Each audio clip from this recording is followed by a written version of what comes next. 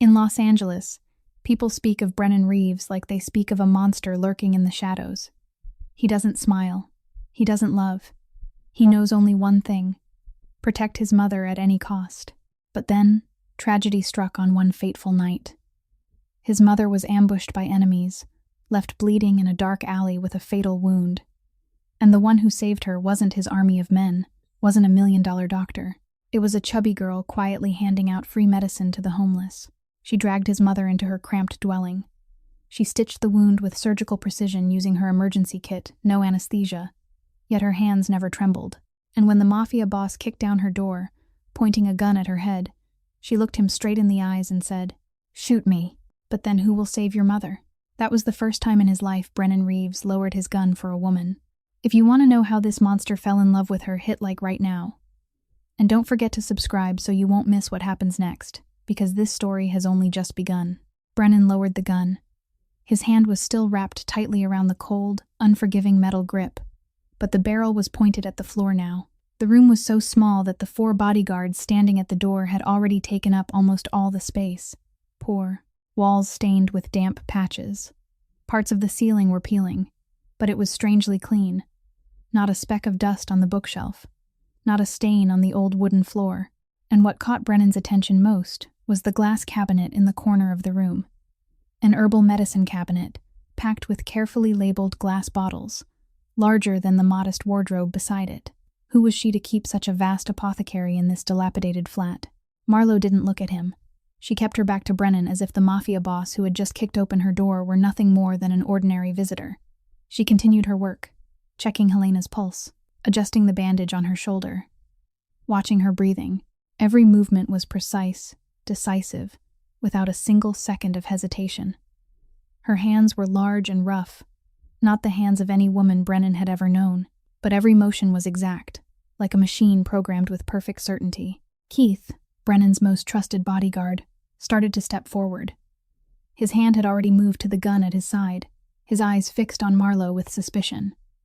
Brennan raised one hand to stop him. Keith froze, but he didn't take his eyes off the strange woman. Helena was breathing steadily. Her chest rose and fell gently beneath the thin blanket Marlo had pulled over her. Alive, stable. That was all Brennan needed to know for now. He looked at the woman in front of him. She wasn't beautiful by any standard he had ever known. She didn't have the narrow waist of the girls in the nightclubs he owned. She didn't have the smooth, fair skin of the models who had tried to get close to him. No makeup, no expensive perfume, not a single piece of jewelry on her.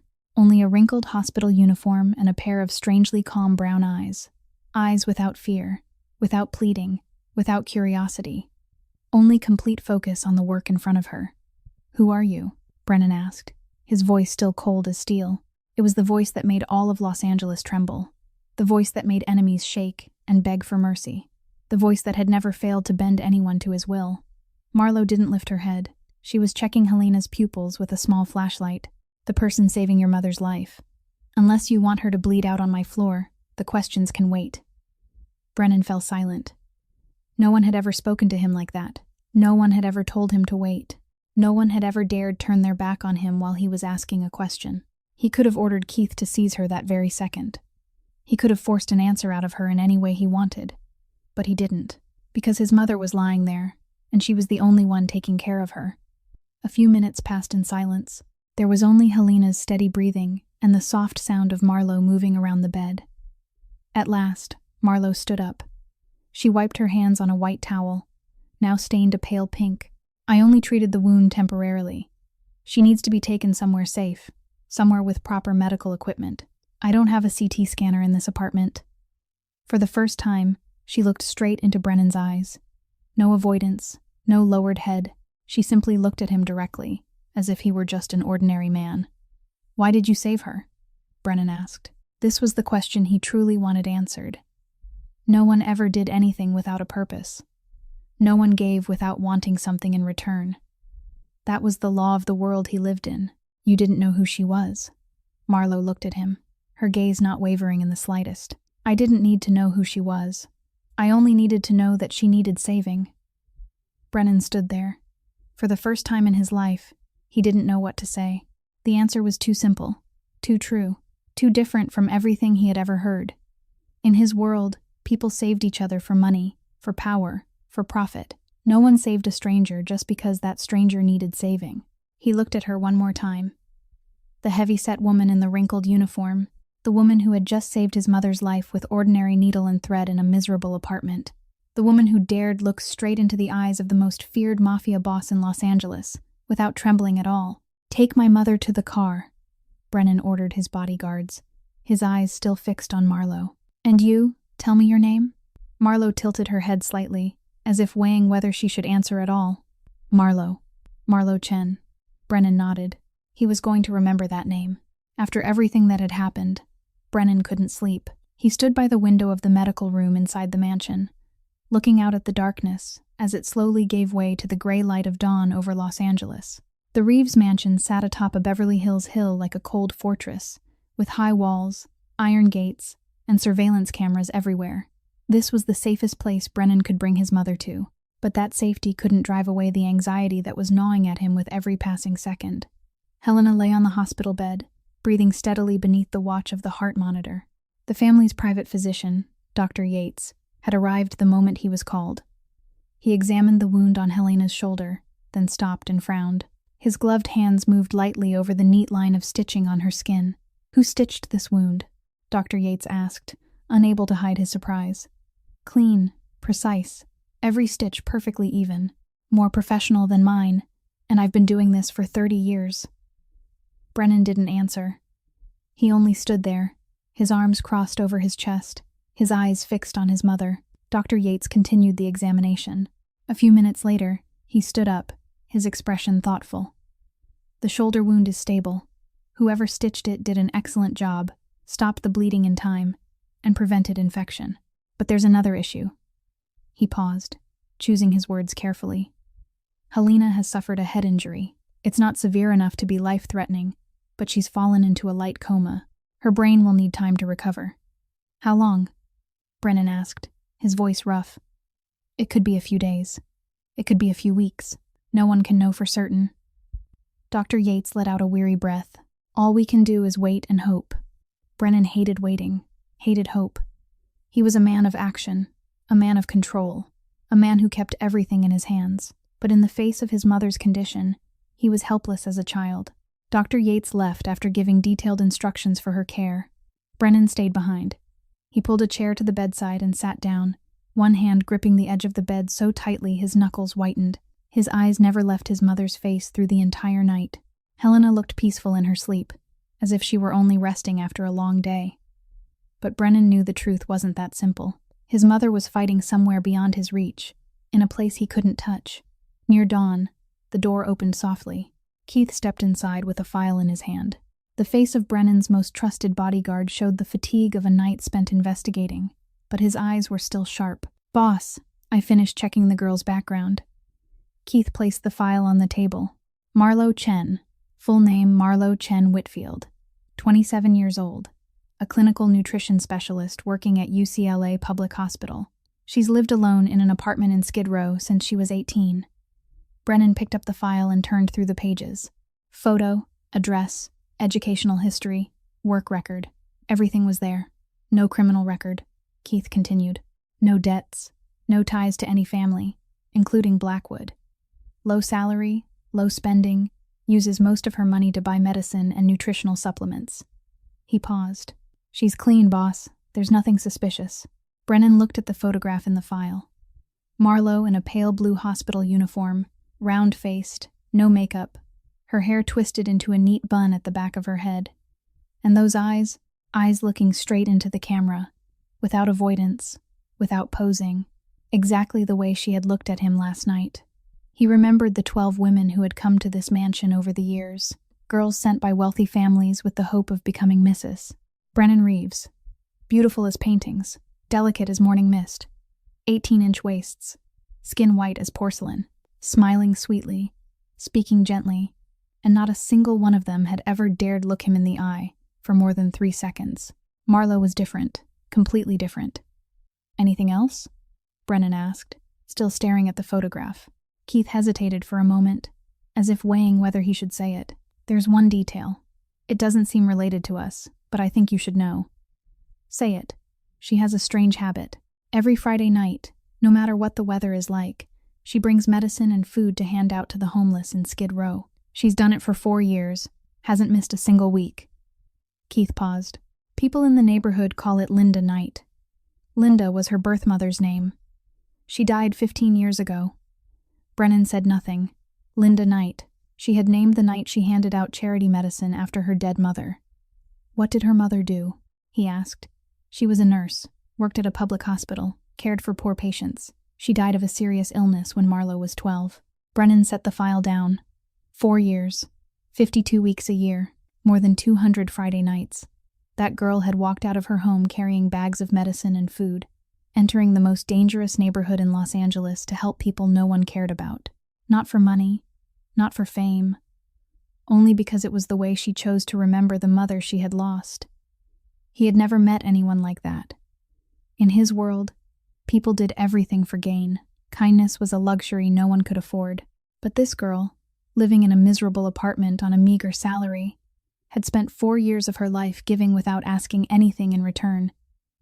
Keep watching her, Brennan said, his voice low, but from a distance. Don't let her know. Keith nodded and left the room. Brennan turned back to look at his mother. She still lay there in silence, breathing evenly. The heart monitor continued its steady beep, beep, beep. Marlo, Chen, Whitfield, Linda, Knight. Those 2 names kept echoing in his mind. Who was she? Why had she appeared at exactly that moment, in exactly that place? Why had she saved a stranger without asking a single question?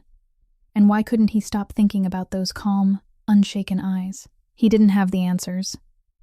Not yet, but he was going to find them. The next morning, Brennan summoned experts. If Dr. Yates couldn't do anything more than wait, then he would find someone who could. Money wasn't the problem. Time was the one thing he didn't have. The first to arrive was Dr. Whitney Ashford, the private physician of the Beverly Hills elite, $50,000 a week, with a client list made up entirely of names that appeared in Forbes magazine. She walked into the Reeves mansion as if she were stepping onto a red carpet. A costly designer dress clung to her slender body. Her golden hair had been styled to perfection, not a single strand out of place. 12-centimeter heels struck a rhythm against the marble floor. The scent of Chanel drifted softly through the hallway. Whitney followed Brennan into the medical room. She looked at Helena lying on the bed, looked at the wound on her shoulder that had already been bandaged, looked at the monitoring devices sounding their steady beep, beep, beep. Then her face went pale. Her perfectly painted lips began to tremble. I can't work under these conditions, Whitney stammered, stepping back as if Helena were the source of some contagious disease. She needs a specialist hospital. She needs a sterile operating room. She needs a full medical team. I can't take responsibility if something goes wrong. You were hired to treat illness, not to offer opinions, Brennan cut in, his voice as cold as a blade slicing through flesh. Whitney trembled. She looked at Brennan with frightened blue eyes, like a doe caught in the direct glare of headlights. I'm sorry. I can't. This case is beyond my ability. She hurriedly lowered her head and backed out of the room, the sharp tap of her heels against the floor sounding like the frantic pounding of a terrified heart. Brennan watched her retreating figure disappear through the door. $50,000 a week, a graduate of the most prestigious medical school in America, a doctor for the richest people in the city. But when faced with a patient who truly needed help, she ran, not because she lacked skill, because she was afraid.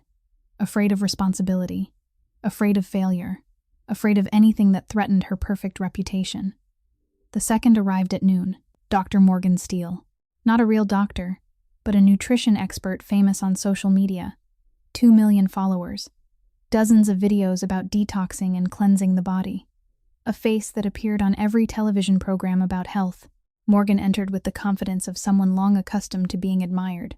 She was painfully thin, her jawbone jutting out in sharp angles, dressed in expensive form-fitting athletic wear. She gave Helena a quick glance, then turned to Brennan with the polished smile of someone who had practiced it 1,000 times in front of a mirror.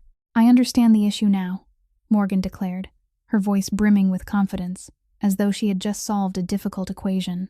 Her body is accumulating toxins. That's the reason her brain can't recover. She needs a detox.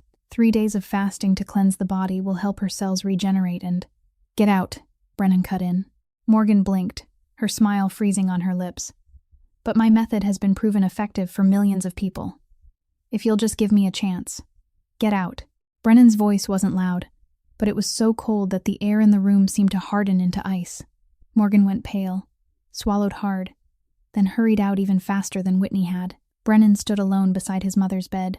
The room had fallen into a silence so deep it was almost suffocating.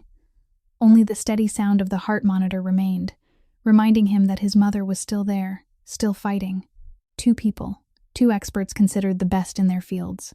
Two utterly useless answers. One ran because she was afraid of responsibility. One proposed an idiotic method that might kill his mother even faster. These were the people the upper class trusted? These were the people paid tens of thousands of dollars every week? He thought of the girl in the miserable apartment in Skid Row, Marlo Chen Whitfield, the one without a degree from some prestigious medical school, without 2 million followers on social media, without expensive dresses or 12-centimeter heels, only rough hands and calm eyes. Yet she had done what these self-proclaimed experts hadn't dared do. She had acted. She had saved his mother with ordinary needle and thread in a filthy apartment, without anesthetic, without a tremor in her hands. Dr. Yates had said her stitching was more professional than his after 30 years of experience. The file showed that she was a clinical nutrition specialist, not someone selling detox drinks online.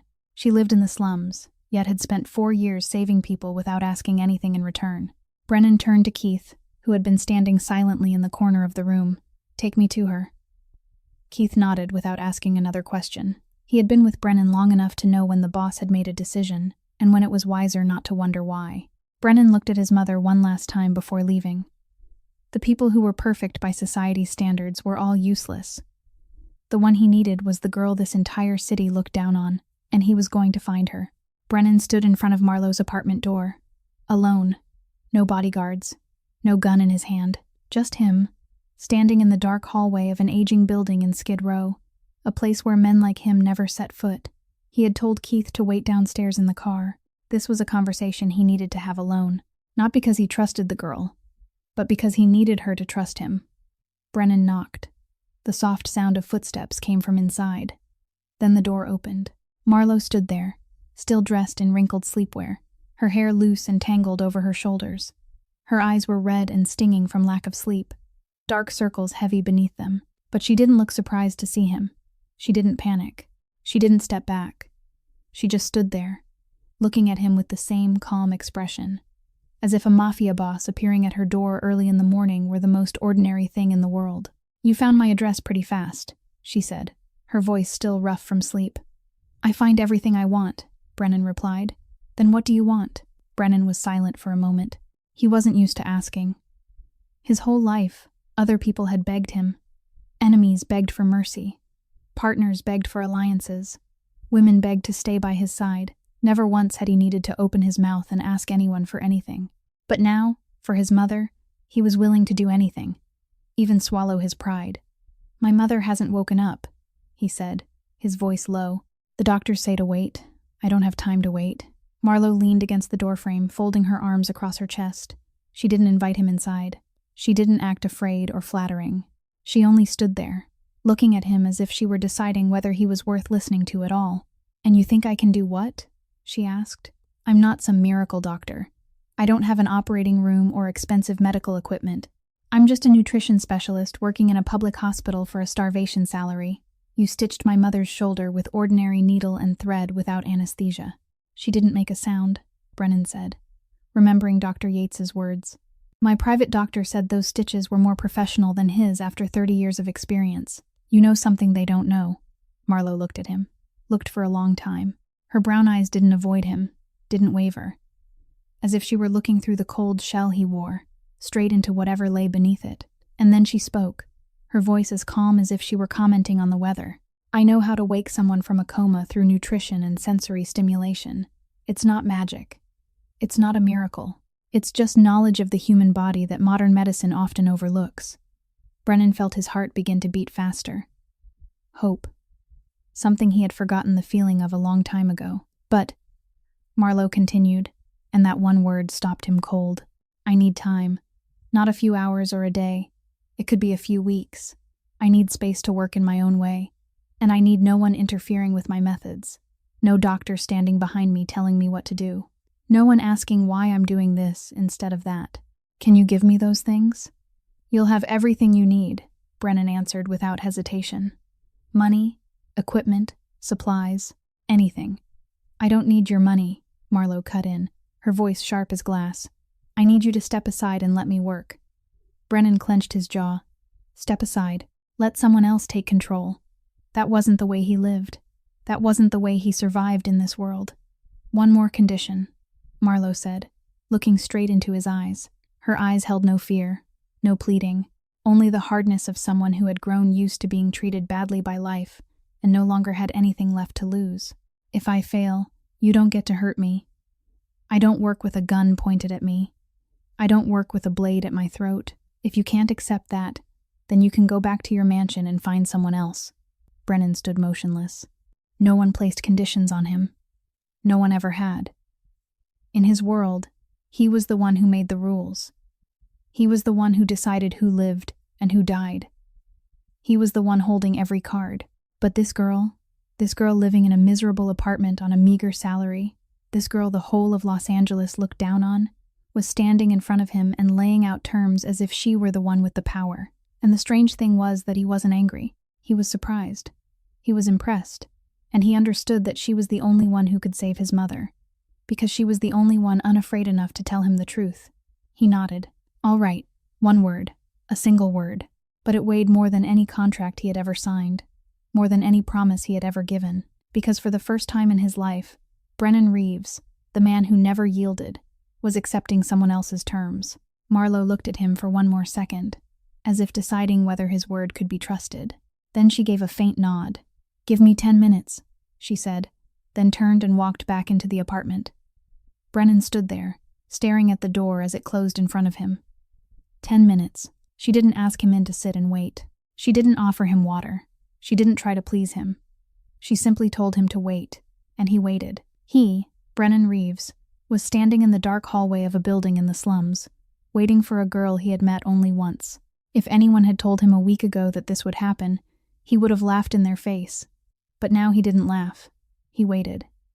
Because his mother needed this girl, and maybe, just maybe, he was beginning to need her too. Marlowe stepped into the Reeves mansion and immediately felt the difference between two worlds. Her apartment in Skid Row could have fit inside this living room. The polished marble floor reflected the light of crystal chandeliers hanging from the soaring ceiling. Paintings by artists she had only ever seen in books covered the walls. Cool air drifted from the central climate system, carrying the faint scent of fresh flowers arranged in costly porcelain vases. Cold, luxurious, and full of contemptuous eyes. She saw everything.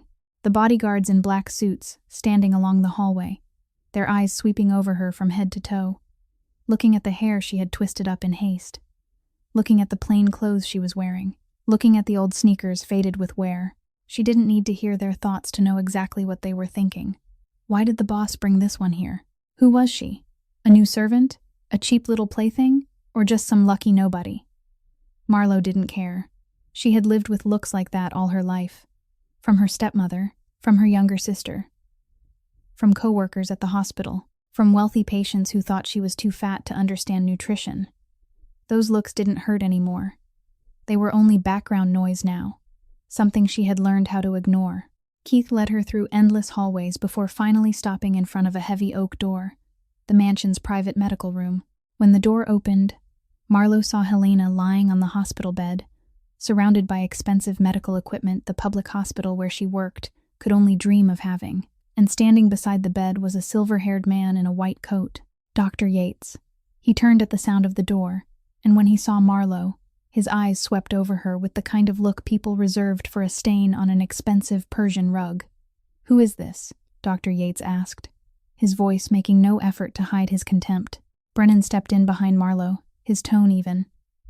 "The person who's going to treat my mother." Dr. Yates let out a mocking laugh, the laugh of a man used to being respected, a man who couldn't believe what he had just heard. Her? This one? He looked Marlowe up and down again, this time more slowly, more carefully, as if inspecting damaged merchandise. She doesn't even look capable of taking care of herself, and she's supposed to treat someone else? Marlowe didn't answer. She didn't look at Dr. Yates. She didn't waste time explaining or defending herself. Instead, she walked straight to Helena's bedside, dismissing the doctor as if he were nothing more than an invisible piece of furniture. She took Helena's wrist and checked her pulse. Then she gently lifted one eyelid and used a small flashlight to examine her pupils. She observed Helena's fingernails, her skin tone, her breathing rhythm. Every movement was precise, focused, without a second wasted. "She's not in a deep coma," Marlowe said, her voice as calm as if she were reading from a report. "Her brain is still active. Her pupils respond to light. There's rapid eye movement during sleep. Her basic reflexes are still there. With the right stimulation, she'll wake up." Dr. Yates laughed, cold and dripping with scorn. "Nonsense. I'm a doctor with 20 years of experience. I've examined Mrs. Helena from the beginning. This is a coma caused by head trauma, and the brain needs time to recover on its own. There's no way to force the brain to wake up any faster." Marlowe turned to look at him. For the first time since entering the room, she looked directly into Dr. Yates's eyes. Her brown eyes held no anger, no irritation, only the cool calm of someone stating a simple and obvious fact. 20 years of experience and you didn't realize she was suffering from severe hypoglycemia before the stroke, she said, her tone even, as if she were asking about the weather. "Look at her fingernails. There are horizontal ridges. Look at the paleness of her skin and the slight tremors in her hands. Those are signs of severe hypoglycemia that often precede a collapse. Those are signs of long-term malnutrition and unstable blood sugar, basic signs that any first-year medical student would recognize." Dr. Yates went pale. He opened his mouth as if to say something, but no words came out. He looked down at Helena's fingernails, at the color of her skin, and for the first time in 20 years of practice, he couldn't find a single word of rebuttal. Brennan stood at the door, watching everything in silence. He looked at Dr. Yates, the man he had paid tens of thousands of dollars every month, now standing there with a face gone white, as if he had just been struck. And he looked at Marlowe, the girl everyone in that room looked down on, standing there as calm as if she had just spoken the most obvious truth in the world. She didn't shout. She didn't argue. She didn't try to prove herself right. She simply spoke the truth. And that truth alone had been enough to bring down a doctor with 20 years of experience. "Let her work," Brennan said to Dr. Yates, his voice leaving no room for argument. "Get out." Dr. Yates looked at Brennan, then at Marlowe, then back at Brennan.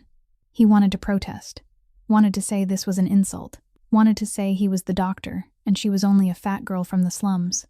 But he didn't dare. No one dared defy Brennan Reeves in his own house.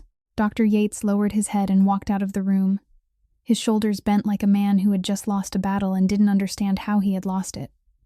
When the door closed, Marlowe turned to Brennan. "I need a list of everything she's eaten in the past month, and I need access to the kitchen." Brennan nodded. "You'll have everything." Marlowe didn't thank him. She simply turned back to Helena, her eyes fully focused on the patient. She had stepped into the tiger's den, a place where everyone looked down on her.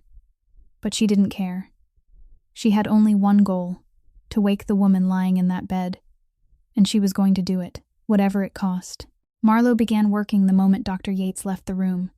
She didn't waste a single second celebrating that small victory. Helena was still in a coma, and every passing hour mattered. She handed Keith a long list of things that needed to be bought. The bodyguard stared at the sheet of paper with a bewildered expression, as if he were reading some alien language. Strange ingredients the $1 million kitchen in the Reeves mansion had never even heard of. Herbs the luxury supermarkets in Beverly Hills didn't carry. Things that could only be found in little shops scattered through Chinatown, Little Saigon, and Koreatown across Los Angeles. Keith looked over at Brennan, waiting for confirmation. Brennan only nodded. "Do exactly what she says." And so the bodyguards of the most powerful Mafia family in Los Angeles had to race all over the city like delivery men, searching for fresh mountain ginger, whole turmeric roots, and dozens of other herbs whose names they couldn't even pronounce. Brennan didn't ask why. He only stood outside the door of the medical room, watching Marlowe work. A few hours later, the scent of herbs began to spread through the mansion.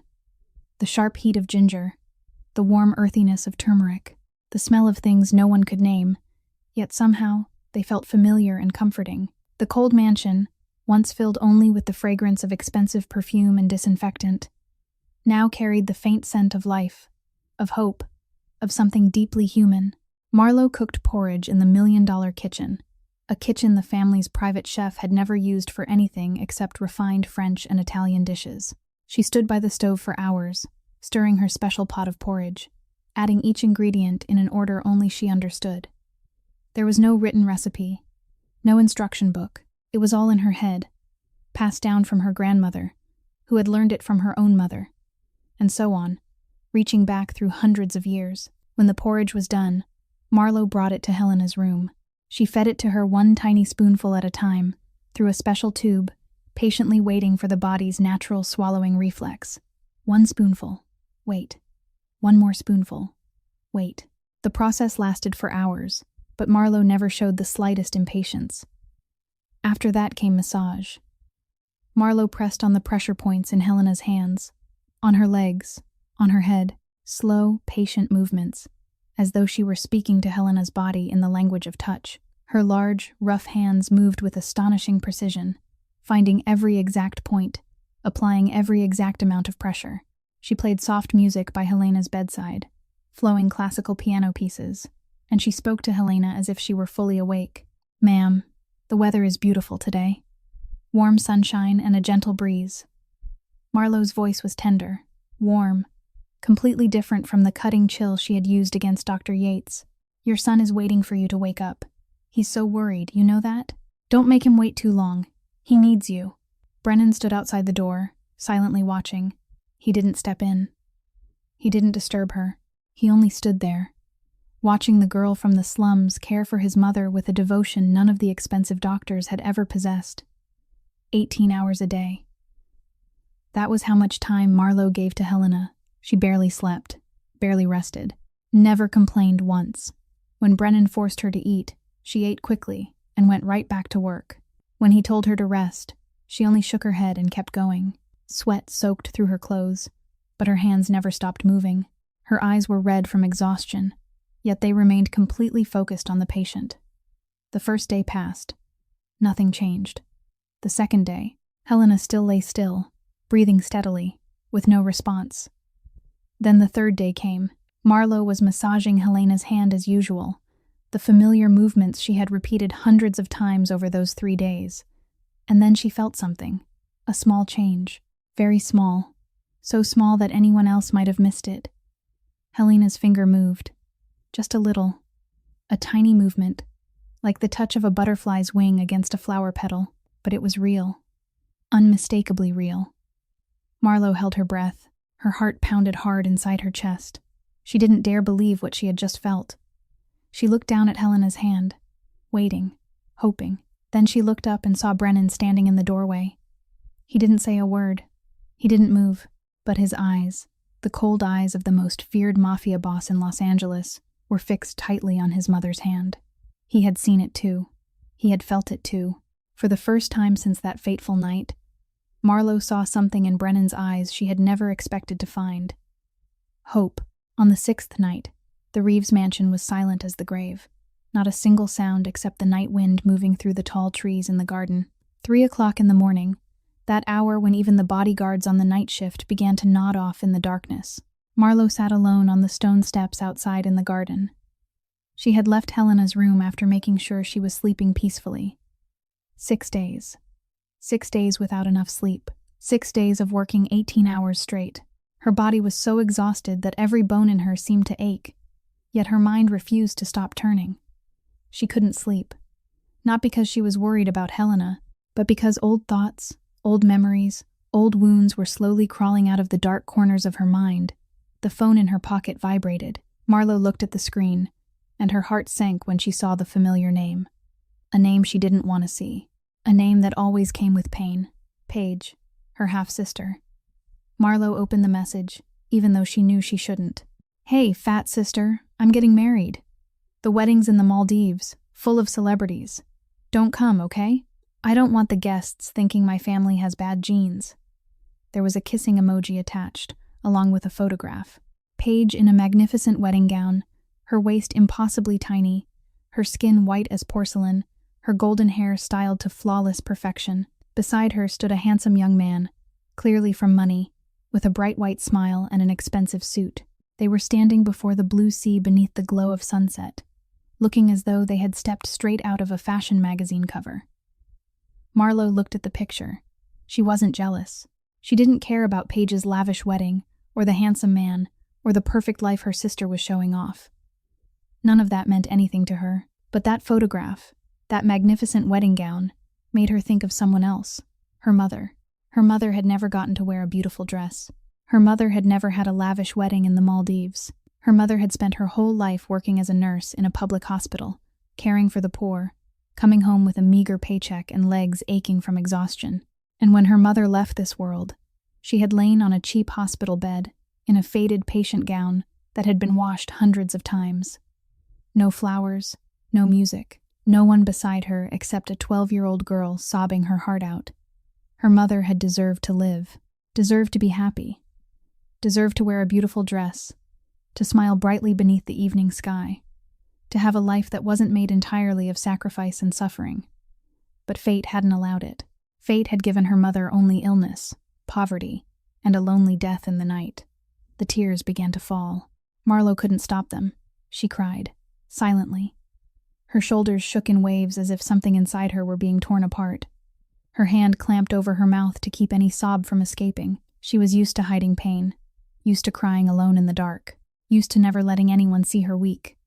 The darkness in the garden shifted.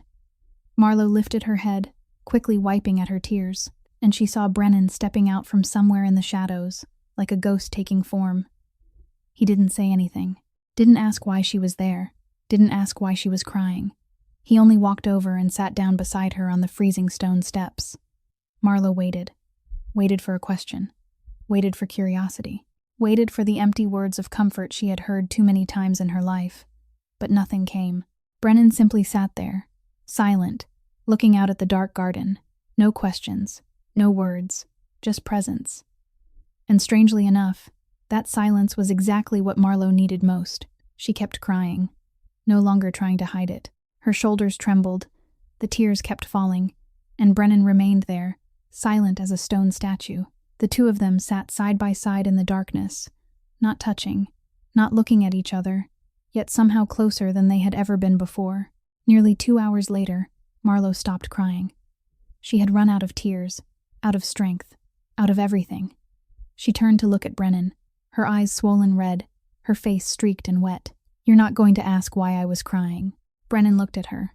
Moonlight rested on his face, softening the sharpness of his features. His voice was low and gentle, no longer cold the way it usually was. Pain doesn't need an explanation. It just needs someone beside it. Marlo looked at him, looked for a long time, and for the first time since meeting this Mafia boss, she didn't see a monster in his eyes anymore. She saw a man who was full of wounds too, just as lonely, just as determined to hide his pain behind a cold shell. Like her. Very much like her. They didn't say anything more. They simply sat there, two figures in the darkness, seeing each other truly for the first time. Not through masks, not through prejudice, just two human beings carrying wounds no one else could see. Helena was showing clear signs of progress. Her eyes sometimes moved beneath her lids, as if she were dreaming long and distant dreams. Her hand would curl when Marlo spoke to her, her weak fingers tightening softly around Marlo's hand as though she were trying to answer. They were tiny signs, but to Marlo, they were an entire world of hope. On the 8th night, at 2 o'clock in the morning, the $1 million kitchen in the Reeves mansion stood empty, lit only by the gentle yellow glow of the hanging lamp above the island. Marlo stood at the stove, preparing porridge for Helena's breakfast the next morning. She had grown used to sleepless nights, used to working in silence while the rest of the world drifted in dreams. The soft sound of footsteps came from behind her. Marlo didn't turn around. She had already come to recognize those footsteps from the nights before. Brennan. He stayed up late often, wandering through the mansion like a ghost that couldn't find its place of rest. Brennan walked into the kitchen and said nothing. He pulled out a chair and sat down on the other side of the island, across from Marlo. She kept stirring the porridge, and he kept silent. The two of them were in the same room, yet it felt as though they existed in separate worlds. Then Brennan spoke. His voice was low. He didn't look at her. His eyes stayed fixed on the marble countertop. "My father fell in front of me. I was 22. Marlo stopped her hand. She didn't turn around, but all her attention had shifted to that voice. "We were having dinner," Brennan continued. his tone flat, as if he were telling someone else's story. A story he had tried to separate himself from, so he wouldn't have to feel the pain. My birthday. My mother had prepared a small dinner. Just the three of us. My father, my mother, and me. He told me he was proud of me. It was the first time he had ever said that. He paused and drew in a deep breath. Then 3 shots came through the glass door. I didn't have time to react. By the time I understood what was happening, my father was already in my arms. My hands were soaked. He was getting colder. Marlowe turned to look at Brennan. He still wasn't looking at her. His eyes were fixed on empty space, as if he were staring back into that night, reliving every terrible second. He looked at me and said, "Protect your mother. Trust no one." Brennan's voice caught for the briefest moment, then returned to that frightening calmness. Then he was gone, right there in my arms. I felt the moment he stopped breathing. He fell silent for a long while. The kitchen sank into stillness, with only the faint sound of the porridge simmering on the stove. "It's been 10 years, Brennan said, his voice like a quiet exhale. 10 years of not letting anyone get close, because my father said trust no one. And I kept that promise. With everyone." Marlowe turned off the stove. She walked to the island and sat down in the chair across from Brennan. For a moment, she said nothing. She just looked at the man in front of her. The most feared Mafia boss in Los Angeles, the man the whole city trembled before, was sitting here now with the face of a 22-year-old boy who had just lost his father. Then she spoke, her voice gentle. "My mother died when I was 12. Brennan lifted his head, and for the first time, looked straight into her eyes. "A serious illness. During the last 6 months, I stayed with her every day after school," Marlowe said, her voice steady, though her eyes were beginning to shine. "I cooked porridge myself and brought it to the hospital because the food there was so terrible. Every day, I thought that if I did well enough, if the porridge tasted good enough, if I took care of her carefully enough, she would get better." She lowered her head and looked down at her hands. "One night, I fell asleep beside her bed. I was too tired. When I woke up, my mother's hand was already cold." Her voice tightened. "I didn't get to say goodbye. I didn't get to tell her I loved her. She died alone while I was sleeping right there beside her." Tears rolled down her cheeks, but she didn't wipe them away. She let them fall, as if she were too tired to keep hiding anymore. "That's why I started Linda Night. Every Friday I bring medicine and food to the homeless, because my mother spent her whole life taking care of other people. And I think that if I keep doing her work, somehow, she's still alive." Brennan looked at her, not with the eyes of a master looking at someone who worked for him, not with the eyes of a mafia boss looking at someone beneath him, but with the eyes of a person who was seeing himself in someone else.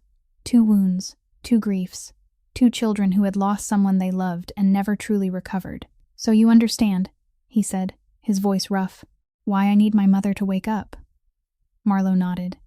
She understood, more than anyone else in this world could, because she had once been the 12-year-old child sitting beside her mother's bed, praying for a miracle that never came. "I won't let you lose someone you love the way I did," she said, her voice trembling softly but steady all the same. "I promise." Brennan looked at her, and in his eyes, Marlowe saw something she had never expected. Trust. For the first time in 10 years, the mafia boss had broken the promise he made to his father. For the first time, he allowed himself to trust someone. On the morning of the 9th day, the early sunlight slipped through the narrow gap in Helena's curtains, painting golden streaks across the wooden floor. It was a peaceful morning like any other, yet Marlowe had a feeling that today would be different. She sat beside Helena's bed, massaging pressure points in her hands the way she had done for the past 9 days. Her hands moved slowly, pressing each point in Helena's palm with the patience she had forged through thousands of hours of work. And as always, she sang a small lullaby. The lullaby her mother had once sung to her when she was little, when she was sick, when she was afraid, when she needed someone to remind her that she wasn't alone. Marlowe didn't have a beautiful singing voice. She knew that. But she sang anyway, because this wasn't a performance. This was a whisper to a sleeping soul. A fragile thread connecting this world to the place where Helena had been drifting. Suddenly, Helena's fingers tightened. Marlowe froze.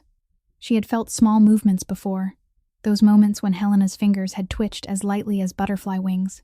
But this time was different, stronger, clearer, as if Helena were trying to grasp something, trying to hold onto a thread and pull herself back. Marlowe's heart pounded inside her chest. She held her breath, afraid to move, afraid that even the slightest action might shatter this moment. She kept singing, trying to hold her voice steady even though her hands were trembling. Then Helena opened her eyes, slowly, with effort, like someone waking from a very long, very deep sleep, a place where time had stopped meaning anything at all. Her eyelids fluttered as she struggled to adjust to the light.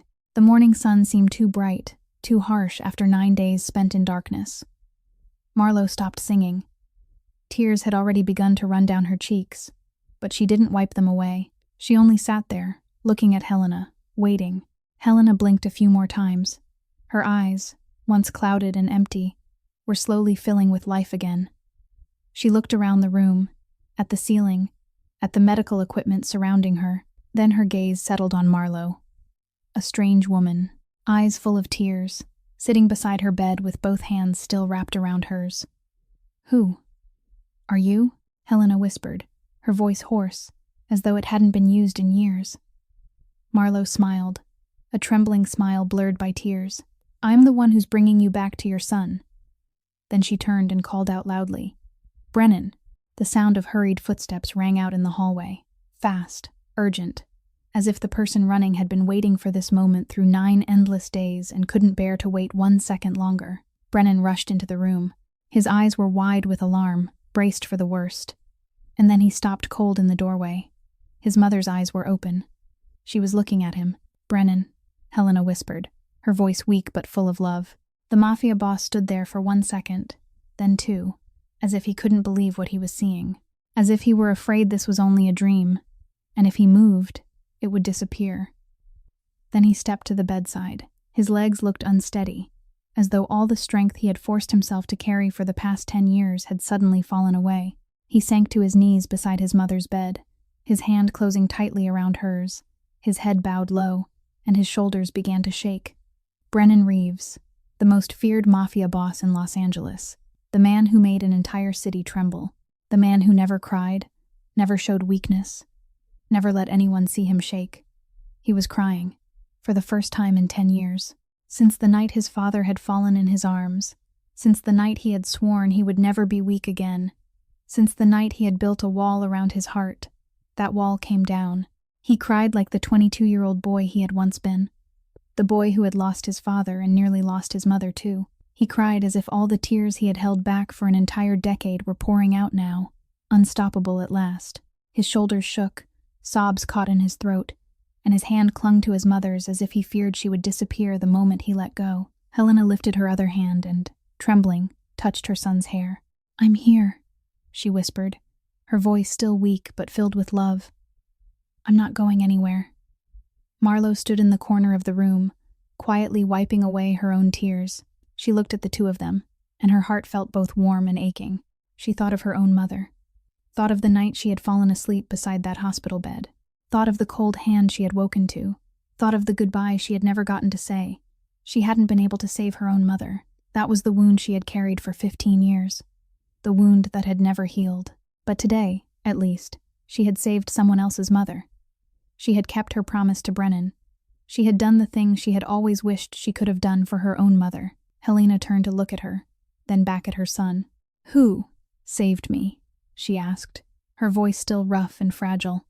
Brennan lifted his head. His eyes were red, tears still shining on his face. The most feared Mafia boss in Los Angeles looked like a child who had just found the most precious thing he had believed was lost forever. "She did, Mother," he said, his voice breaking, his eyes turning toward Marlowe. "She saved you." In the days that followed, Helena slowly recovered. Color returned to her face, shifting from pale and drained to warm with life again. Her voice grew stronger, changing from weak whispers into clear and complete sentences. She was still fragile, still in need of rest, but she was awake, and her eyes, the eyes of a woman who had survived hell, began to observe everything around her with astonishing sharpness. Most of all, she watched Marlowe, the strange woman who had saved her life. The woman her son looked at with a gaze that had changed. The woman who still came to her room every day, cooking porridge, massaging her hands, talking to her, as if taking care of Helena were the most important work in the world. Helena watched the way Marlowe worked, devoted, patient, Never a single complaint. She watched the way she treated other people, polite to the bodyguards even when they looked at her with contempt. Calm in the face of Dr. Yates's sarcastic remarks, never trying to impress anyone or win favor. And she watched the way her son looked at her. Brennan's eyes, when they rested on Marlo, were no longer cold the way they were with everyone else. One afternoon, when Marlo brought porridge into the room, Helena called her over. "Sit down here, child." Marlo hesitated, looking at the chair beside the bed. She had sat there hundreds of times over the past 9 days, but this was different. This time Helena wasn't lying there still and motionless. This time she was looking at Marlo with clear, sharp, fully awake eyes. Marlo sat down. "Child," Helena said again, and that one word made Marlo go still. Child. Not Miss. Not Marlo. But child. It had been a very long time since anyone had called her that. Since her mother had died, no one had called her child with that kind of gentleness. "Do you have family?" Helena asked, her voice soft, but her eyes were watching Marlo closely, as if reading every line written in the book of her life. Marlo shook her head. "My mother died a long time ago. My father remarried." She stopped, swallowing the tightness in her throat. "I don't belong to that family anymore." Helena was silent for a moment. She didn't ask more. She didn't pry into the details. She didn't show the kind of pity Marlo hated with all her heart. She only gave a faint nod, as if she understood everything without needing to hear another word. Then she spoke, her voice low and distant, as if looking back into the past. "I was once cast aside too." Marlo looked at her in surprise. Helena Reeves, the mother of the most powerful Mafia boss in Los Angeles, the woman who lived in a $1 million mansion guarded by an army of bodyguards, had once been cast aside? "I was born in poverty," Helena continued. "No proper education, no position, nothing at all. When I married into the Reeves family, my husband's relatives looked at me the way people look at a speck of dust blown into a high society party. They thought I would stain their noble bloodline." Marlo sat in silence, listening. She had never expected the woman before her to have a past that felt so much like her own. "But now you are," she began, then stopped, unsure what word would fit. Helena smiled. It was the smile of a woman who had fought and won. "Now I am the most powerful woman in this family. The ones who once looked down on me now lower their heads when they see me. I proved them wrong." She looked straight into Marlo's eyes. "Not by changing who I was, not by trying to become what they wanted, but by becoming impossible to replace." She reached out and took Marlo's hand. Her hand was still weak, but warm and steady. "You saved my life," Helena said, her voice gentle, the way a mother might speak to her own daughter. "You don't need to prove anything to anyone anymore. Not to me, not to Brennan, not to anyone in this house." She gave Marlo's hand a soft squeeze. "But if you want, I'll stand beside you, like a mother." Marlo lowered her head. Tears began to fall, landing on Helena's hand. She didn't try to stop them. She couldn't. So many years of loneliness, so many years with no one to lean on, so many years of telling herself she didn't need a family. All of it broke open in that one moment. This was the first time in 15 years that anyone had called her child, and truly meant it. This was the first time she had felt that she belonged somewhere. Not because she had tried hard enough, not because she had changed herself, but because someone accepted her exactly as she was. "Thank you," Marlo whispered, her voice thick with tears. Helena smiled and lifted a hand to wipe the tears from her cheek. "Don't thank me. This is family. Family doesn't need thanks." Marlo continued caring for Helena during her recovery. Every day, she cooked nourishing porridge, massaged pressure points, and talked with her for hours. Helena grew stronger by the day. She could already sit up in bed, even take a few steps around the room with Marlo's support. But something was still lodged in Marlo's mind, a question she hadn't yet found the answer to. Why would a healthy woman like Helena suddenly suffer a stroke? One day, while they were talking, Marlo decided to ask, "Ma'am, before you were attacked, did you notice anything unusual about your body? Unusual fatigue, headaches, dizziness?" Helena frowned, trying to remember. "Yes. About 2 months earlier, I started feeling more tired than usual. A dull headache. I thought it was just age. Did anything change in your diet? Any new medication? Supplements?" Helena thought for a moment. "Yes. A new chef started making a kind of herbal tea for me. Said it was good for my health, helped me sleep, and reduced stress. I drank it every night before bed. Marlo stopped what she was doing, and her eyes sharpened. A new chef? Who introduced this chef? Helena frowned again, trying to remember. One of Brennan's business associates. His name was Conrad Blackwood. He said the chef specialized in health cuisine and wanted to recommend him to me as a gift. Conrad Blackwood. Marlo fixed that name in her mind. Do you still have that tea in the kitchen? Probably. I haven't drunk it since the attack. Marlo rose to her feet at once. I'll be back. She went straight down to the kitchen and asked the staff to show her where the tea Helena had been drinking was stored. It was a beautiful tin box, covered with elegant labels full of words about organic herbs and ancient formulas. Marlo opened the tin and took out a small amount of the tea. She smelled it. The fragrance was pleasant, a blend of many herbs, most of them harmless: chamomile, licorice, mint. But there was another scent, very faint, almost impossible to detect unless someone had experience. The scent of an herb Marlo had learned about from her grandmother. She looked closely at the color of the tea leaves, examined their texture. Her face slowly paled as she realized what she was seeing. This wasn't ordinary tea. In this mixture was a poisonous herb, the kind that, in small doses over a long period of time, would weaken the blood vessels in the brain. Not enough to be detected through routine tests. Not enough to cause obvious symptoms right away. But after a few months, it would leave the victim at a risk of stroke many times higher than normal. Helena hadn't suffered a natural stroke. She had been poisoned slowly. The attack that night had only been the final act, to make certain she wouldn't survive. Marlo took the tea tin and went to find Brennan. She found him in his study, reading documents. The moment he saw her expression, Brennan stood up at once. What is it? Marlo set the tea tin on the desk and handed him the analysis she had carefully written out. Your mother was poisoned. This tea contains a toxic herb that weakens the blood vessels in the brain when taken over time. That's why she had the stroke. Brennan looked at the tin, then at the paper, then at Marlo. His face darkened like a storm about to break. His jaw tightened, and Marlo could see the muscles in his neck going rigid. Conrad Blackwood, he said, his voice cold as steel. Who is that? Marlo asked. My enemy. He's a Mafia boss in San Francisco, trying to expand south. He wants control of the port of Long Beach, where I control the entire shipping operation. If my mother... Brennan stopped and swallowed hard. If my mother had died, I would have fallen apart, and he would have taken the opportunity to swallow everything. Marlo was silent for a moment, absorbing the information. She was standing in the middle of a war between Mafia families, a world she had never imagined she would step into. Then she spoke, her voice so calm that even she was surprised by herself. I'll write down everything I found. The toxic component in the tea, the poisoning method, your mother's symptoms, everything. She looked straight into Brennan's eyes. And I'll send it to a friend I trust, just in case. Brennan looked at her, his eyes narrowing slightly. In case of what? In case I'm not here to testify, Marlo answered, her voice unwavering. If Conrad Blackwood knows I uncovered his scheme, he won't leave me alone. I need insurance. Brennan went still. He looked at Marlo with a new expression, the look of a man who had just realized something important. This girl wasn't only skilled in medicine and herbs. She was intelligent, sharp, able to think several steps ahead.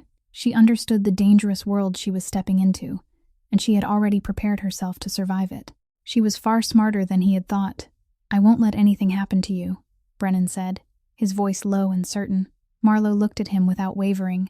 I know you'll try, but I don't put my life in someone else's hands. Never.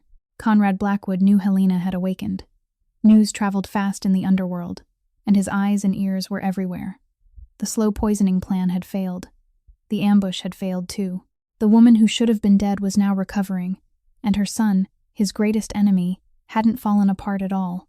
He was stronger than ever. But Conrad didn't give up. He hadn't become the Mafia boss of San Francisco by surrendering when faced with obstacles. He had another card to play. A card he had prepared long ago, waiting for the right moment to use it. One day, Brennan received a package.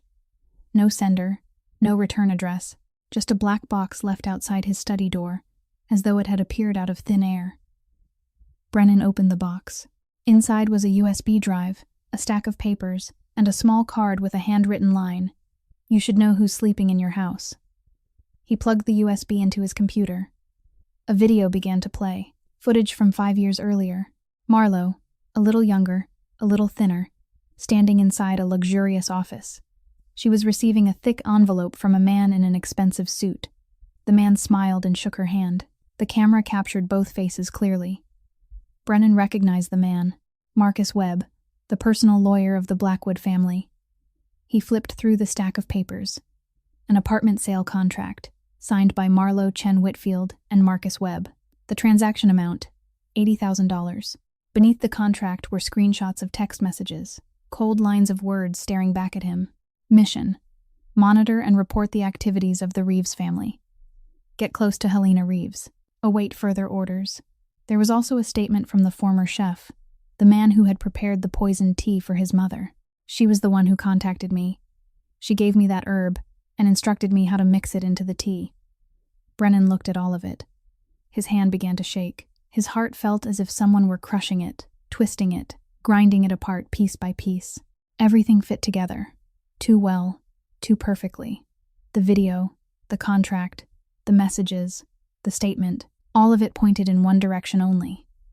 Marlo had been Blackwood's spy from the very beginning. He remembered his father's words, the last words he had spoken before dying in Brennan's arms. Trust no one. For 10 years he had kept that promise. For 10 years he had let no one get close. For 10 years he had built a wall around his heart, solid and cold. Then she had appeared. The girl in the miserable apartment. The girl with the calm eyes and healing hands. The girl who had saved his mother, who had sat beside him in the dark, who had listened as he told her about the pain he had never shared with anyone. He had trusted her. Completely. Absolutely. He had let her into his house, to his mother's bedside, into his heart. And all of it had been a deception. Brennan stormed into Marlo's room and kicked the door open. His eyes were red, not from crying this time, but from the rage burning through him from the inside out. He still held the stack of papers in one hand, gripping them so tightly the pages were crumpled. Marlo was sitting at the table, writing something down. She looked up when she saw him, and at once she knew something was wrong. "Brennan, what happened?" He threw the papers down onto the table in front of her. "Explain this." Marlo looked down. She saw the video playing on his phone, saw the contract, saw the text messages, saw the statement. Her face went visibly pale. "Brennan, this isn't... You took money from Blackwood," he roared, his voice like thunder in a storm. $80,000. And you were the one who gave the poisoned herb to the chef.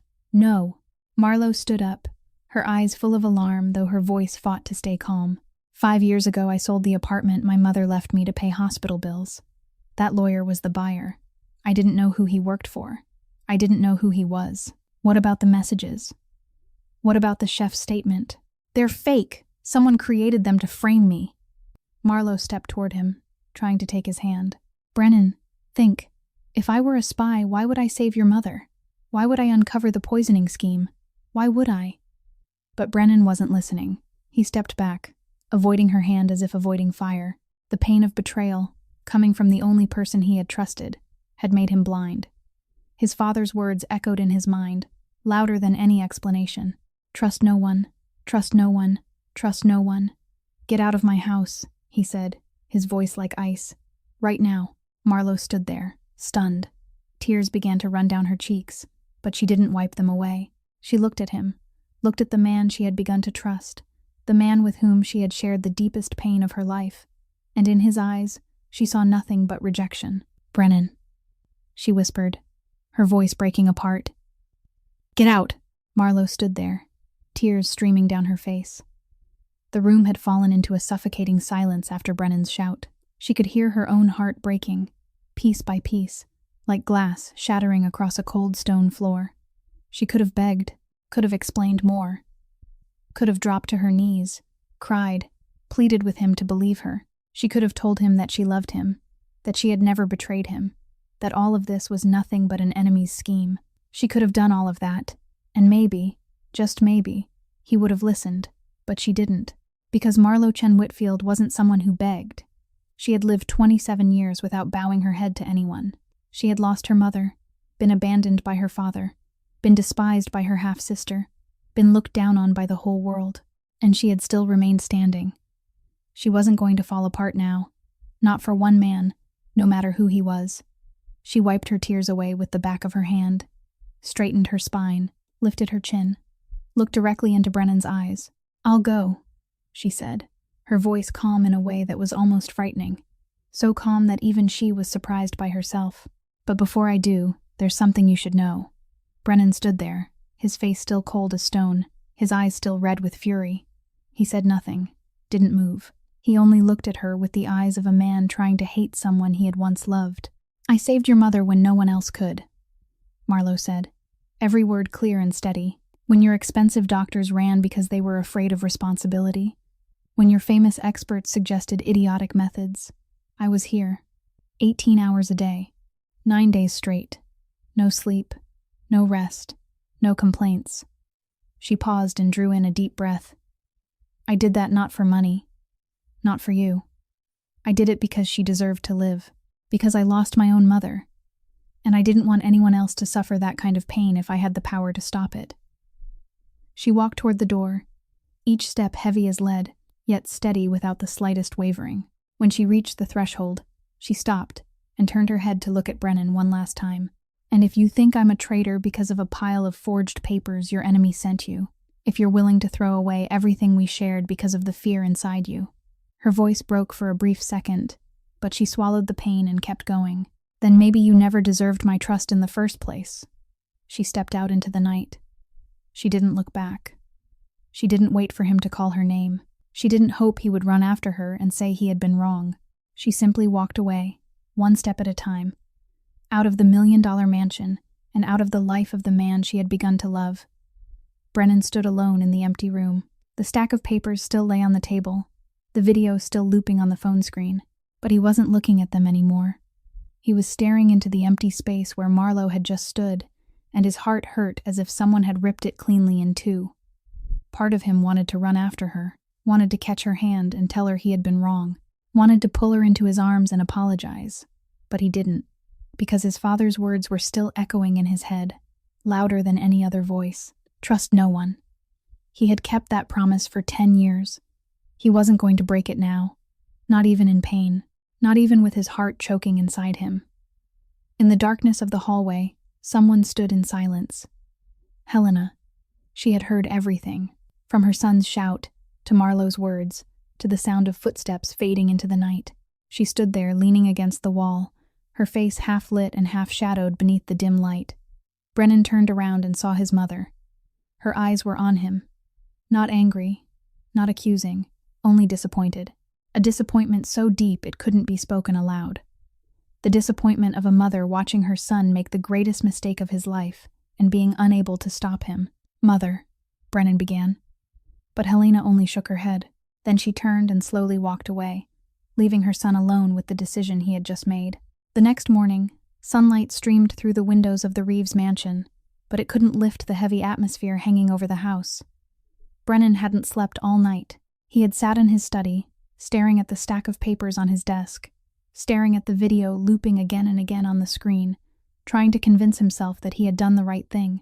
But Marlowe's eyes kept haunting him, eyes that hadn't begged, hadn't pleaded, holding only pain and disappointment, and her final words, "You never deserved my trust in the first place," kept echoing in his mind, like a sentence passed down against him. A knock sounded at the door. A servant stepped inside and lowered his head. "Sir, Mrs. Helena wants to see you. Right away." Brennan rose and made his way to his mother's room. When he opened the door, he found Helena sitting upright in bed, her back straight, her head held high. She was no longer the frail woman who had just awakened from a coma. She was Helena Reeves, the most powerful woman in this family. And the way she looked at her son was the way one looked at a stranger. "You sent her away?" she asked, her voice stripped of all emotion. "Mother, she..." Brennan started to explain. "Be quiet." 2 words. Only 2. But cold as ice, sharp as a blade. Brennan stopped where he stood. In 32 years of life, he had never heard his mother speak to him in that tone. "You are so much like your father," Helena said, her eyes fixed directly on her son's. "Suspicious of everyone, building walls around your heart, pushing away anyone who dares come close." She paused and drew in a deep breath. "But your father had one thing you do not. He knew when he was wrong. He knew when to set his pride down and apologize. "You don't understand," Brennan tried to say. "I understand far more than you think," Helena cut in, her voice rising just slightly, full of authority. "Do you think because I was in a coma I heard nothing? Do you think I lay there like some lifeless piece of wood?" Brennan fell silent. "I heard her," Helena said, her voice softening a little, though it remained stern. "I heard her sing beside my bed every night. A little lullaby, not a beautiful voice, but full of love. I heard her talk to me, telling me about the weather, about my son, about the small details of the day." She paused, and her eyes shimmered. "I heard her cry. In the late hours of the night, when she thought no one could hear, she cried and called for her mother, Linda. She called her mother's name every time she prayed for me to wake up." Brennan felt as though someone had struck him square in the chest. He couldn't breathe, couldn't move. "She didn't pray for money," Helena continued, her voice trembling faintly. "She didn't pray for herself. She didn't pray for anything she might gain from this family. She prayed for me, a stranger she had only just met, to live." She looked at her son, her eyes full of pain. Because she couldn't save her own mother, because she didn't want anyone else to suffer the pain she had endured, because her heart is too big, too beautiful, too pure to do the things you are accusing her of. Brennan stood there like a statue of stone. Every certainty he had clung to the night before was breaking apart piece by piece. Helena reached out and took her son's hand. Her hand was still weak, but she held on with the strength of a mother trying to save her child from his own mistake. "Go verify the things Conrad sent you," she said, her voice gentler now, though still firm. "Use your mind, not your fear. Look at the evidence with the eyes of a leader, not the eyes of the 22-year-old boy who lost his father." She tightened her grip. "Don't let your enemy turn your fear into a weapon. Don't let Conrad win without even lifting a hand." She looked straight into his eyes, her voice now like a command. "And find her, before it's too late." Brennan stood there, his heart clenched so tightly it hurt. His mother's words drove deep into his mind, shattering every defense he had built around himself. He remembered Marlowe's eyes as she walked out the door, remembered her calm voice filled with pain, remembered the nights she had sat beside his mother's bed, singing lullabies, praying, crying in silence. And he realized it then. He had been wrong, completely wrong. He had let fear blind his reason. He had let his father's words become chains. He had pushed away the only woman who had ever dared to love him without asking for anything in return. "I'll find her," he said, his voice thick with emotion. "I promise." Brennan ordered everything to be verified again. Immediately. No waiting. He called in the best teams money could buy, experts in technology, forensics, and investigation. He wanted the truth, and he wanted it now. The results came back within hours. The apartment sale contract was real. Marlowe had sold her mother's apartment 5 years earlier, exactly as she had said. But when Brennan's investigators dug deeper, they discovered that Marcus Webb, Blackwood's lawyer, had simply been the buyer. There had been no other transactions between the two of them. No secret agreements, no regular payments. Just one ordinary real estate sale. And after that, they had never contacted each other again. The text messages were fake. Brennan's IT specialists analyzed the metadata from the screenshots. It didn't match. The file creation times didn't line up with the times shown in the messages. The font had slight inconsistencies invisible to the naked eye. And most importantly, when enlarged, there were traces of editing software around the edges of the text lines. All of it was forged. Forged with remarkable skill, but still forged. The chef's statement had been coerced. When Brennan's bodyguards found the former chef and interrogated him, the man confessed everything. He was trembling, his face drained of all color, admitting the truth in terrified gasps. Conrad Blackwood had threatened to harm his family if he didn't give the statement according to a script. He had never met Marlowe. He had never received herbs from her. Everything he had said in the statement was a lie, written in advance by Conrad's men. Brennan sat in his study, staring at the new evidence piling up in front of him. Every sheet of paper, every report, felt like a knife being driven into his chest. He had been played. Conrad hadn't attacked him with guns or force. He had attacked him with something far more dangerous. Brennan's own fear. The fear of betrayal. The fear of trusting the wrong person. The fear his father had planted in him with his dying words. And Brennan had let that fear destroy the most precious thing he had. "Find her now," Brennan shot to his feet and shouted at Keith. Right now! The bodyguards rushed to Marlowe's apartment in Skid Row. They kicked the door open and searched every corner. Empty. The apartment was completely empty. Her clothes were still in the closet. The cabinet of herbal medicine was untouched. But Marlowe wasn't there. Keith checked the security cameras in the area, and he froze when he saw the footage on the screen. Last night, around 2 o'clock in the morning, only a few hours after Marlowe had left the Reeves mansion, the footage showed her walking alone on the sidewalk, her shoulders bowed as if she were carrying the weight of the world. Then, a black truck pulled up beside her. 3 men jumped out. Marlowe tried to fight back. She punched, kicked, struggled, but she was one woman against 3 large men. They dragged her into the truck in less than 20 seconds. The door slammed shut. The vehicle disappeared into the night. Keith ran the license plate, and his heart nearly stopped when the result came up. The truck belonged to a transport company at the port of Long Beach. That company was owned by Conrad Blackwood. Keith turned to Brennan, his face white as death. Boss, she's been taken. Blackwood has her. Brennan stood there, his face pale as paper. His hand gripped the edge of the desk so hard his knuckles turned white. Conrad had taken Marlowe. This was the trap. He knew Brennan would discover the truth. He knew Brennan would go looking for her, and he was waiting. But Brennan didn't care whether it was a trap or not. He had pushed her away the night before. He hadn't believed her. He had left her alone to face an enemy he should have protected her from. If anything happened to Marlowe, it would be his fault, and he would never forgive himself. Prepare everything, Brennan said, his voice cold as steel, but his eyes burned with a fire no one dared meet directly. Weapons, cars, men, everything we have. Keith hesitated. Boss, this is obviously a trap. Conrad wants to lure you there. I know, Brennan cut in without a second of hesitation. And I'm still going, because I left her alone once. I won't do it a second time. He strode out of the room, every step echoing like the beat of war drums. We're going to the port, and if Conrad has touched a single hair on her head, I'll burn his entire empire to the ground. An abandoned warehouse at the port of Long Beach. The smell of sea salt and rust filled the damp air. Weak light from a few bare bulbs hanging loosely from the ceiling created pockets of black shadow in every corner. The sound of waves striking the concrete seawall echoed from far away, like a dark and distant soundtrack. Marlowe was tied to an old wooden chair, her hands bound tightly behind her back with coarse rope. Her lips were cracked from hours without water. Dark circles hollowed her eyes from lack of sleep, from crying, from everything that had happened in the last 24 hours. But she didn't break. She didn't beg. She sat there with her back straight and her head held high, as if this were her own living room instead of the warehouse of the men who had kidnapped her. Conrad Blackwood stood in front of her, smiling with smug satisfaction.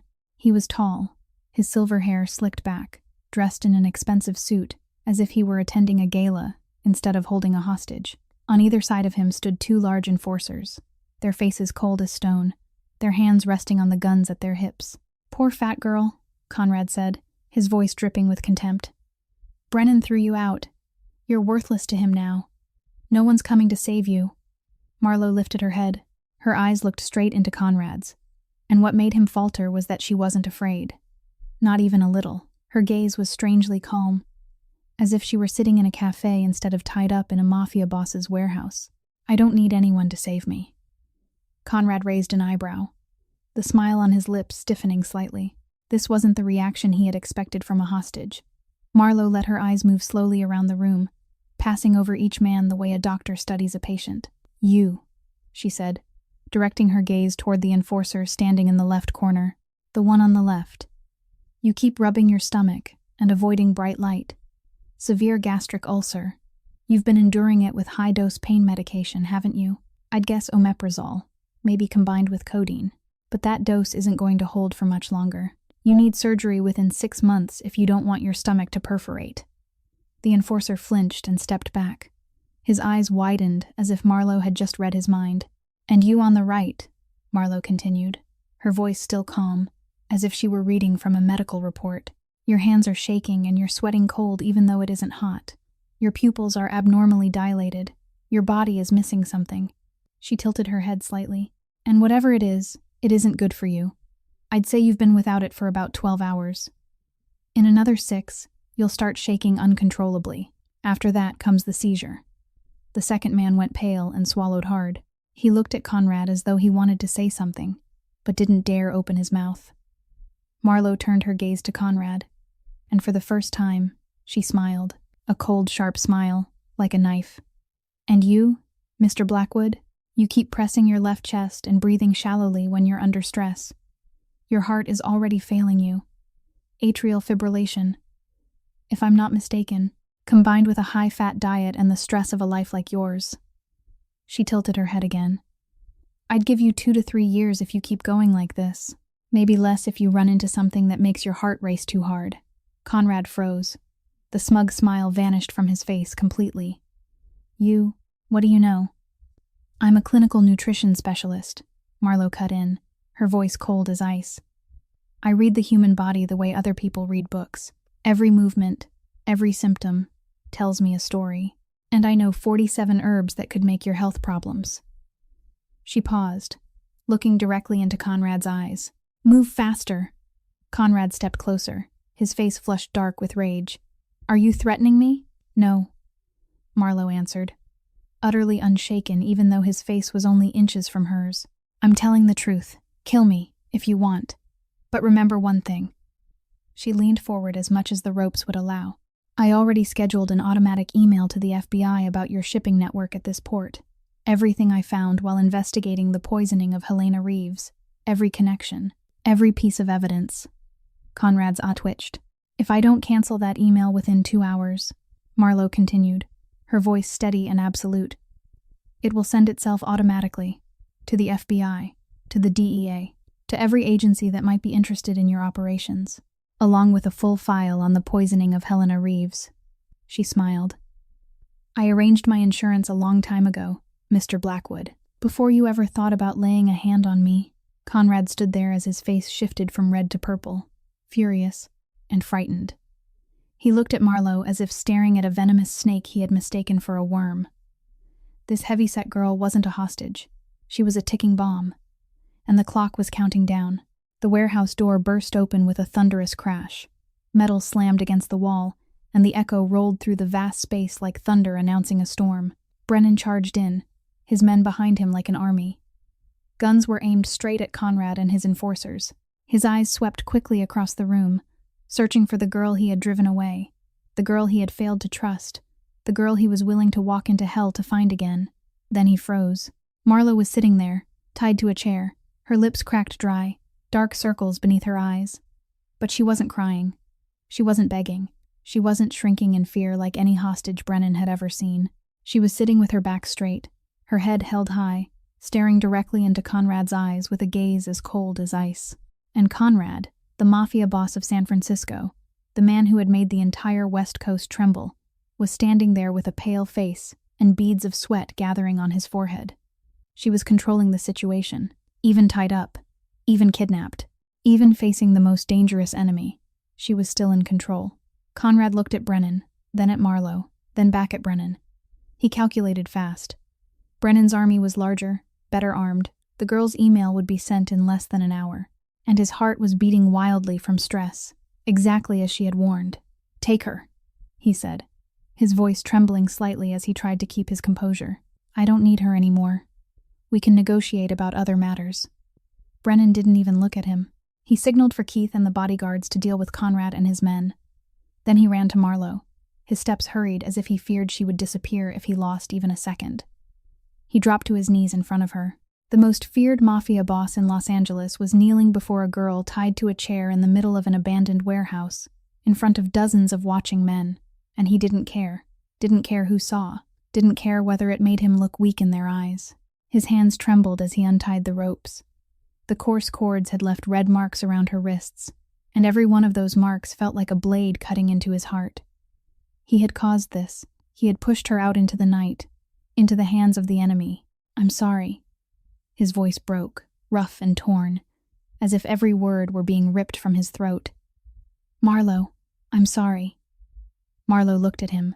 Her brown eyes were no longer calm and icy the way they had been when facing Conrad. Now there was pain in them, hurt. The wound he had inflicted the night before, the wound still bleeding inside her. She said nothing. "I was wrong," Brennan continued, taking her hand in his. holding it as if he were cradling the most precious thing in the world. I didn't trust you. I let fear blind me. I listened to my enemy instead of looking at everything you did for me, for my mother. He lifted his head and looked straight into her eyes. His own eyes were red, not with fury like the night before, but with tears rising, threatening to spill over. I almost lost you. His voice broke apart. I almost lost you forever. Marlo looked at him, and tears began to slide down her cheeks. Not tears of weakness, tears of someone who had tried to stay strong for too long and was finally allowing herself to feel. You sent me away, she said, her voice trembling. You didn't trust me. You looked at me like I was the enemy. I know, Brennan nodded, not trying to defend himself, not trying to explain, and that was the greatest mistake of my life. Not because you saved my mother, not because you're skilled or brilliant.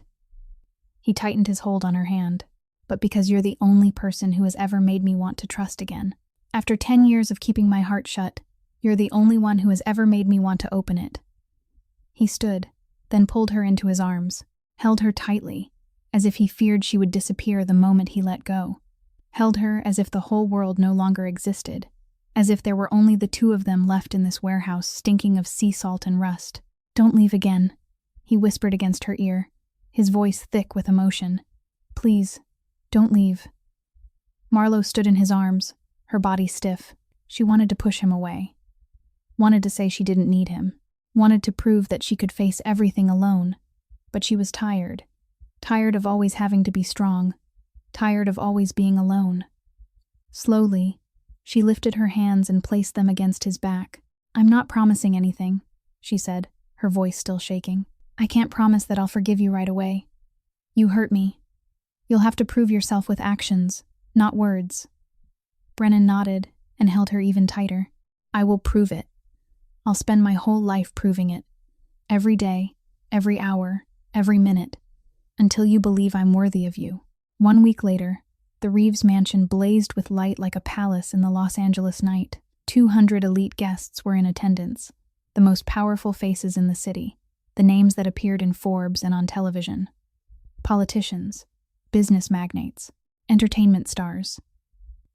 Every one of them had come at the invitation of the Reeves family, and no one had dared refuse. The grand hall was filled with the fragrance of fresh flowers and costly champagne. Classical music drifted through the air from the live orchestra in the corner of the room. Magnificent evening gowns, perfectly tailored suits, jewels sparkling beneath the crystal chandeliers, and in the middle of all that luxury, Helena Reeves stood on a small platform, her hand clasped tightly around Marlo's. Helena had recovered completely. She stood there with her back straight and her head held high, authority radiating from every movement. There was no trace left of the woman who had once lain unconscious in a hospital bed. There was only the matriarch of the Reeves family, the most powerful woman in that room. Today, I want to introduce you all to a very special woman. The entire room fell silent. 200 pairs of eyes turned toward the two women standing on the platform.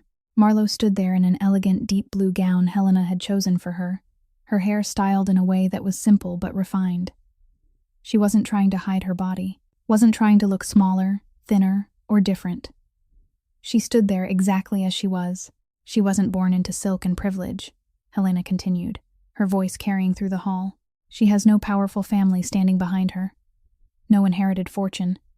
She comes from a place none of you would ever dare set foot in.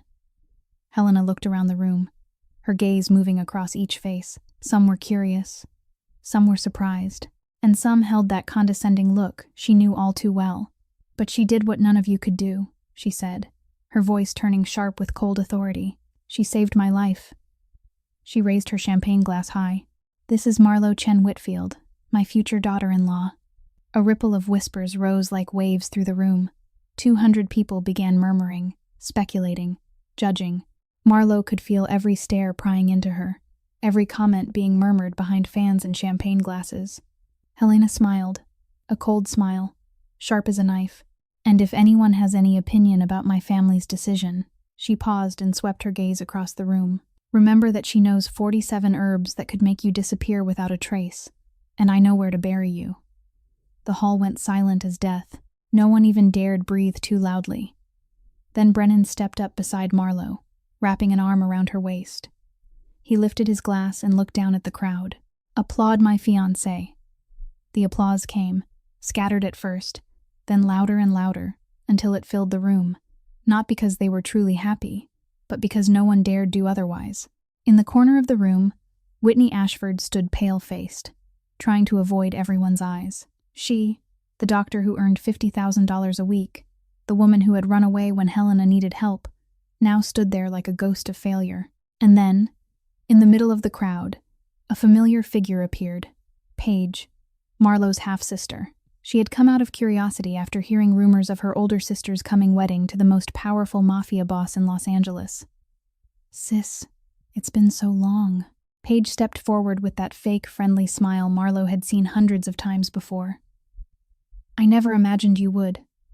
Marlowe looked at her half-sister, the girl who had once called her fat sister, the girl who had taken the inheritance their mother left behind when Marlowe had been too young to fight back, the girl who had once texted her not to come to the wedding because she didn't want guests thinking the family had bad genes. Marlowe smiled faintly, without anger, without bitterness, only calm.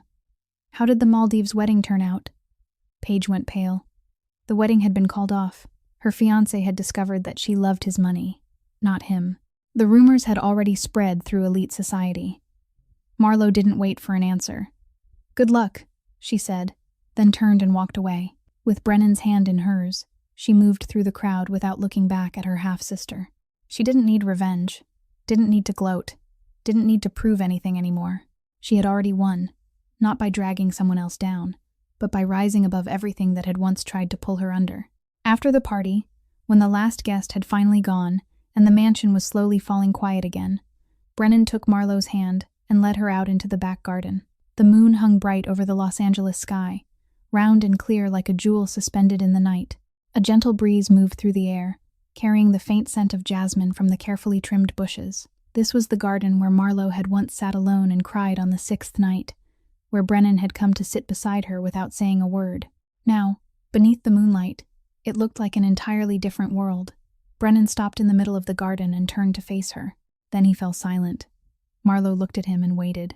The monster of Los Angeles stood there, tall and powerful, the man who made an entire city tremble. But right now, he looked like a boy who didn't know what to do with his hands, didn't know where to look. "What is it?" she asked, one corner of her mouth lifting slightly. Brennan swallowed. "I'm not good at saying these things." "What things?" Brennan drew in a deep breath. Then he did something Marlowe had never expected. He went down on one knee. Marlowe froze. The monster of Los Angeles, the man who never bowed to anyone, was kneeling in front of her in the middle of the garden at night. Marlowe Chen Whitfield. His voice trembled faintly. Not from fear, but from the emotion rising inside his chest. "I don't have a diamond ring. I didn't prepare this. I don't have beautiful words like the ones in films." He lifted his head to look at her, his eyes shining beneath the moonlight. "All I have is a heart that was frozen for 10 years. A heart I thought would never beat again, and you are the only person who made it beat again." Marlowe stood there as tears began to gather in her eyes. "I know I was wrong," Brennan continued. "I know I hurt you. I didn't trust you when I should have. I pushed you away when I should have held on to you." He took her hand and cradled it in both of his. "But if you give me a lifetime, I'll spend every day making up for it. Every day. Every hour. Every minute." He gave her hand a gentle squeeze. "Not because I need you. Because I want you. I choose you. Marlowe, will you marry me?" Marlowe looked down at him. The monster was kneeling there, his eyes red, his voice shaking. The most powerful Mafia boss in Los Angeles was opening himself completely, placing his heart in her hands, giving her the power to refuse him, to break him apart. And she knew that, even after he had hurt her, even after he had failed to trust her, this was still the man she wanted beside her. "I'm not easy, Brennan," she said, her voice thick with tears. "I'm not gentle. I'm not beautiful in the way the world expects. I'm stubborn, difficult, and I will never become the kind of woman who stands quietly behind you."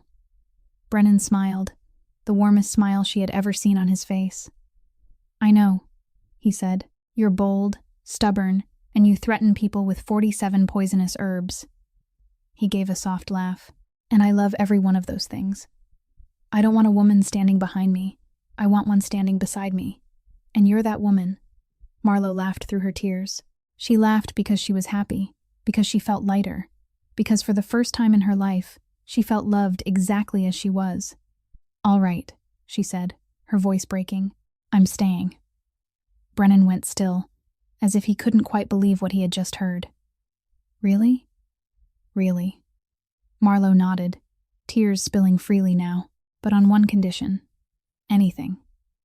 Marlo tilted her head, her eyes sparkling with mischief. "If you betray me again, if you ever dare not trust me one more time, I'll use herb number 32. Brennan arched a brow. "What's number 32? You don't want to know." Brennan laughed, and the sound carried into the night. Then he rose to his feet and pulled her into his arms, holding her tightly as if he were afraid she might disappear. "I wouldn't dare," he whispered against her ear. "I promise." Marlo rested her head against his chest, listening to the sound of his heart beating. The heart that had been frozen for 10 years was beating strongly now, beating for her, and for the first time in a very long while, she felt that she belonged somewhere. 1 year later, the morning sun of Los Angeles poured brilliantly over Skid Row, the place that had once been the darkest corner of the city, the place people used to avoid. But today, something was different. Marlo stood in front of a brand new building, painted a bright, clean white, standing out against the worn old streets around it. This was where she had once lived in a miserable apartment. This was where she had once walked every Friday night, carrying bags of medicine and food, handing them out to the homeless through the Linda nights that had stretched on for 4 years. The large sign in front of the building gleamed beneath the sunlight, the Linda Chen Nutrition Center. And beneath it, a smaller line, like a promise to everyone who stepped through those doors. "Illness doesn't ask who can afford it." Marlo read those words, and tears rose in her eyes. This was the dream she had never dared to dream. This was the thing she had thought would never happen. A free medical center, where the poor could be examined, receive nutritional counseling, and be cared for without worrying about money. Named after her mother, Brennan stood beside her, one hand resting lightly on his wife's shoulder. He looked at her with eyes full of love, the kind of look she couldn't have imagined seeing on the face of the cold Mafia boss just 1 year earlier. "Your mother would be so proud," he said softly. Marlo smiled, tears shining on her cheeks. "I know." She looked at the line of people waiting outside the center, homeless men and women in ragged clothes, single mothers carrying small children in their arms, thin little children with wide, curious eyes, elderly people with faces worn down by life. They were the people society often forgot, the same kind of people her mother had cared for all her life. "I couldn't save my mother," Marlo said quietly, her voice thick with emotion. "I tried with everything I had, but I couldn't save her." Brennan tightened his hand around hers and said nothing, only listening. "But I can save other people," she continued, looking at the line before her. "I can do what my mother did her whole life. I can carry on her legacy." Brennan kissed her forehead, his lips warm and gentle. "And I'll be beside you, every step, every day, for the rest of this life." Soft footsteps sounded behind them. Helena walked over, still elegant and commanding as always, but the way she looked at Marlo was filled with love. She took her daughter-in-law's hand and squeezed it gently. "Linda would be very happy to see her daughter become this kind of woman," Helena said, her voice warm. "She would be proud of you, just as I am proud of you."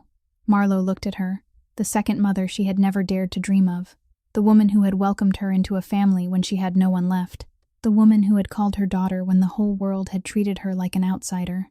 "Thank you, Mother," she said, her voice breaking, "for everything, for believing in me, for giving me a family." Helena smiled and lifted a hand to wipe the tears from her daughter-in-law's cheek. "No, my child, I'm the one who should be thanking you. You saved my life. You saved my son from the darkness. You brought light into this cold house." Brennan pulled Marlo into his arms from behind, holding her close, his chin resting on the top of her head. The two of them stood there, looking at the center that carried her mother's name, looking at the line of people waiting to be helped, and feeling that everything had finally found its rightful place. "The girl handing out medicine in the dark changed my life," Brennan whispered against her ear. Marlo looked up at him, her eyes shining. "And the monster in the dark gave me a family." That was the story of Brennan and Marlo, the monster who found the light, the abandoned girl who found a home. From Linda Knight to the Linda Chen Center, from a miserable apartment to $1 million mansion, from loneliness to being loved, If this story touched your heart, please press like right now to support us. Please share this video with the people you believe understand that real love doesn't require a perfect appearance, that a person's true value lies in the heart, not in outward beauty. And don't forget to subscribe to our channel and turn on notifications so you won't miss the compelling stories we share every day. How did this story make you feel? Which character impressed you the most? Which moment brought tears to your eyes? Please share your thoughts in the comments below. We truly hope to hear what's in your hearts. Every comment you leave is a source of encouragement that helps us continue creating better and better content. We wish all of you watching this video good health, a joyful life, and peace every single day. Thank you for spending your time with us all the way to the very end. Goodbye, and we'll see you again in the next video.